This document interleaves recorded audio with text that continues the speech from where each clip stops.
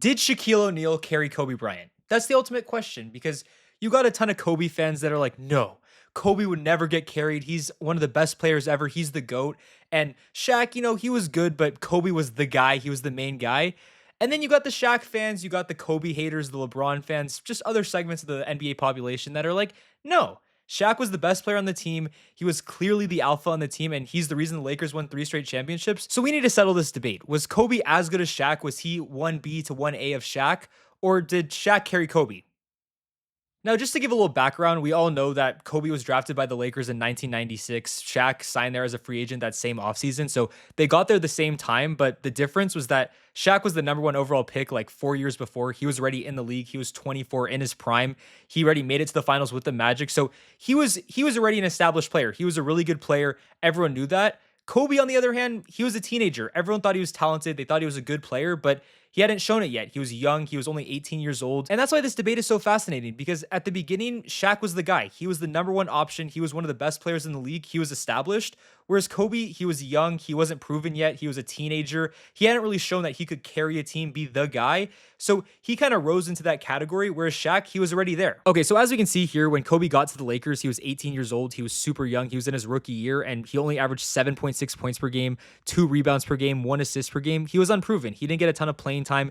He only averaged 15 minutes a game, but Kobe developed pretty quickly. In his second year, after averaging only 7 points in his rookie year, he jumped all the way up to 15 points. He was a solid player. He was second and sixth man of the year. He was an all-star. And then by his third year, he was up to 20 points per game. He was an all-NBA player. Like, he was just steadily getting better. Whereas Shaq, that entire time, he was one of the top 10 players in the league. He was elite. He was top 5 in MVP voting. Like, he was the clear #1 option on the team. And just to illustrate this point, I did a little breakdown of every single year that Shaq and Kobe were together. I went through how many points per game they averaged per playoff series and what their game score was during that playoff series, just to see how good they were, just compare them. And as we can clearly see here, from 1997 to 2000, Shaq outscored Kobe in every playoff series. He had a better game score in every playoff series. He was just a better player. It wasn't really debatable. It wasn't close. It wasn't a discussion. It was clearly Shaq #1, Kobe #2. But then when we look at the second era from 2001 to 2004, that's when they both were really good players, elite players. It was pretty even. Kobe outscored Shaq in 9 of those 14 playoff series, whereas Shaq had a better game score in 10 of them. So it was pretty even. You could argue that Shaq was better. You could argue that Kobe was better. At least it was comparable during that time frame. Now, during the three-peat from 2000 to 2002, Shaq was better than Kobe. He averaged 30 points per game in the playoffs, 15 rebounds.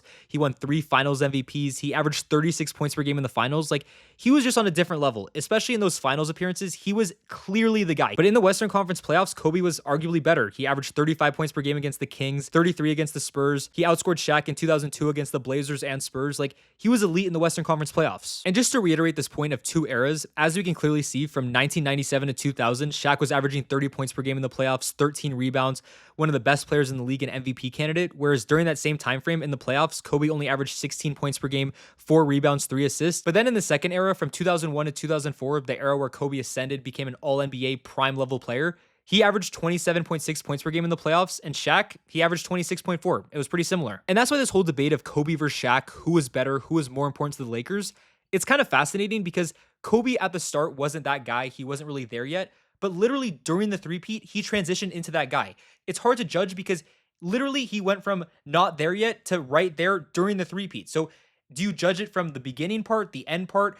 How do you judge it? And then when you look at the rest of Kobe's career, obviously he went to 3 straight finals appearances from 2008 to 2010. He won 2 finals MVPs, back-to-back finals. He was arguably the best player in the league at that time. Whereas when you look at Shaq, right after he left the Lakers, he wasn't really in his prime anymore, but he was still a good player. He went to Miami. In his second year, they won a championship. But on that team, Dwayne Wade was the best player. He had a crazy finals run. He averaged 30 plus points per game. Shaq was a good player. He was a big reason why they won that championship, but it wasn't the same as Kobe in 09 and 010. Kobe was clearly the guy on the Lakers, whereas Shaq, he was the second option. But then you got all the Kobe fans who are super toxic and they're like, oh my God, Shaq couldn't win before he got with Kobe. He couldn't win in Orlando. He couldn't win with Penny. He couldn't win until Kobe became the guy. And then after he left, he needed Dwayne Wade to win and he couldn't really win by himself. Whereas Kobe, oh my God, he did it by himself. He won in 2009. He won in 2010. He didn't have any top 75 teammates. And it's just like, shut up. You could argue that those 2 finals runs where he won finals MVP, those are more impressive than the championship that Shaq had in Miami, and that's perfectly fine. But the reason that whole argument is dumb is because the reason that Kobe had the initial 3 rings was because of Shaq.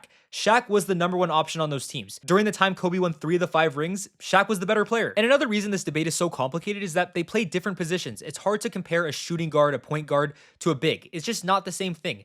when you have the ball in your hands the entire game, you can control the pace, you can get your own shot, you have more opportunities to actually monopolize the ball. Whereas when you're a big, you kind of need someone to get you the ball. Now in today's NBA, it's different where you just have guys like Jokic and Giannis running up the court with the ball. It's a little different now. Back then, Shaq needed Kobe to get him the ball. He needed the other teammates to get him the ball. So it's a different dynamic, and it's kind of hard to measure because yes, you could say, oh, Shaq averaged more points per game, but was he getting easier points because he was closer to the rim? Was Kobe getting harder points because he was taking contested shots? But you also need to factor in that both of them helped each other. Kobe got a lot of open shots because Shaq was dragging in people to the paint. People were trying to double him, triple him, and Kobe got a lot of open shots. But then at the same time, Kobe was great in the mid-range. He could shoot, he could space the floor a little bit. So it gave Shaq some more space to operate. He was able to stay in the paint, even though they would still double and triple him. That shooting ability by Kobe, the mid-range shots, the contested shots, that did open up space for Shaq. And also when you're trying to look at who's better all time in GOAT debates, all-time list, it's kind of hard because you would think that Kobe had a longer prime, a better prime, but